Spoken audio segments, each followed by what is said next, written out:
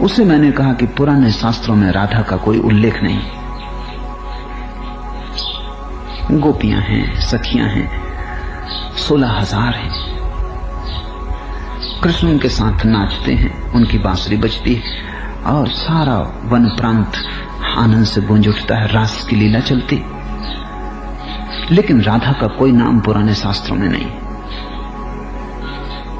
सिर्फ इतना ही कहीं कहीं उल्लेख है कि और सारी सखियों में और सारी गोपियों में एक गोपी है जो कृष्ण के बहुत निकट, जो उनकी छाया की तरह, लेकिन उसका कोई नाम नहीं।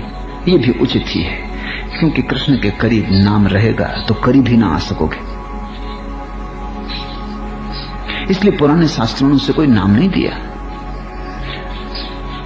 छाया की तरह है, कृष्ण के निकट है।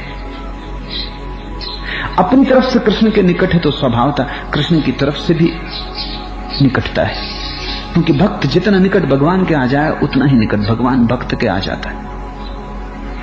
वो भक्त पर ही निर्भर है कि तुम कितने निकट भगवान को चाहते हो, उतने निकट तुम पहुंच जाओ।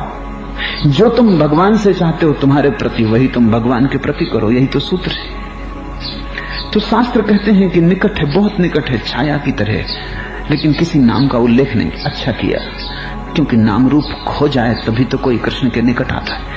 इसलिए नाम क्या देना। लेकिन फिर हजारों साल तक नाम नहीं दिया गया।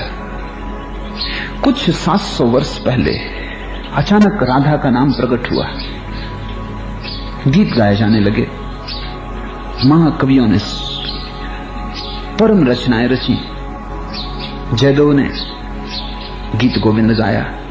राधा का आविर्भाव हुआ। राधा शब्द बहुमूल्य होने लगा। इतना बहुमूल्य हो गया कि अगर तुम अकेला अब कृष्ण कहो तो आधा मालूम पड़ता, राधा कृष्ण ही पूरा मालूम पड़ता। और न केवल महत्वपूर्ण हो गया, कृष्ण को पीछे हटा दिया, राधा आगे आ गई। कोई नहीं कहता कृष्ण राधा, लोग कहते हैं राधा कृष्ण। ये भी बड़ा महत्वपूर्ण है। जब भक्त इतने निकट आ जाता है कि परमात्मा में एक हो जाता है, तो पहले तो भक्त परमात्मा की छाया होता है, फिर परमात्मा भक्त की छाया हो जाता है। राधा आगे आ गई। नाम कैसे खोज लिया ये, जब नाम शास्त्रों में था ही नहीं। नाम की खोज अलग है। नाम की खोज के पीछे बड़ा गणित है, सांख्य का गणित है। राधा शब्द बनता है धारा शब्द को उल्टा देने से। योगियों की खोज है कि धारा का अर्थ होता है बहिर्गमन। जैसे गंगोत्री से गंगा की धारा निकलती तो स्रोत से दूर जाती है। स्रोत से दूर जाने वाली अवस्था का नाम है धारा। और राधा धारा का उल्टा शब्द है। उसका अर्थ है जो स्रोत की तरफ वापस आती। जब 1 से 3 बनते हैं, 3 से 9 बनते हैं, 9 से 81 बनते हैं तो धारा। जब 81 से 9 बनते हैं, 9 से 3 बनते हैं, 3 से 1 बनता है तो राधा। राधा योगियों और सांख्य अनुभोक्ताओं के अनुभव से निकला हुआ शब्द है। उन्होंने जाना कि जीवन की धारा बहिर्गामी, बाहर जाती, दूर जाती, मूल से दूर जाती, उत्स से दूर जाती, उत्स की तरफ पीठ होती, आंखें अनंत क्षितिज पे लगी होती। ये धारा की अवस्था है। जब कोई लौटता है मूल उत्स की तरफ, स्रोत की तरफ, जब गंगा वापस लौटने लगती गंगोत्री की तरफ, उल्टी यात्रा शुरू होती है, अपस्ट्रीम। अब धारा बाहर की तरफ नहीं जाती, भीतर की तरफ आती। बहिर्मुखता बंद होती, अंतर्मुखता शुरू होती। तभी तो कृष्ण के पास आती राधा।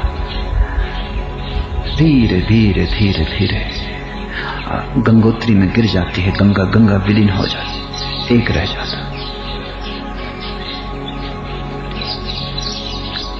उस छाया की तरह घूमने वाली सखी को हजारों साल तक नाम न मिला। कोई 700 वर्ष पहले अचानक नाम का आविर्भाव हुआ, और जिन्होंने नाम दिया बड़े अद्भुत लोग रहे होंगे। जिन्होंने नाम नहीं दिया वो भी बड़े अद्भुत लोग थे, और जिन्होंने नाम दिया वो कुछ कम अद्भुत लोग न थे। क्योंकि नाम उन्होंने ऐसा गहरा दिया कि उसमें सारे शास्त्र को समा दिया। मैंने जो प्रतीक चुना है आश्रम के लिए वो 1 से 3, 3 से 9 इसका ही प्रतीक है। वो सृष्टि और प्रलय दोनों उसमें है। अगर धारा की तरह जाओ तो 1 से 3, 3 से 9 और अनंत होता जाता है। अगर लौटने लगो, घर वापस आने लगो तो 9 से 3, 3 से 1 हो जाता है।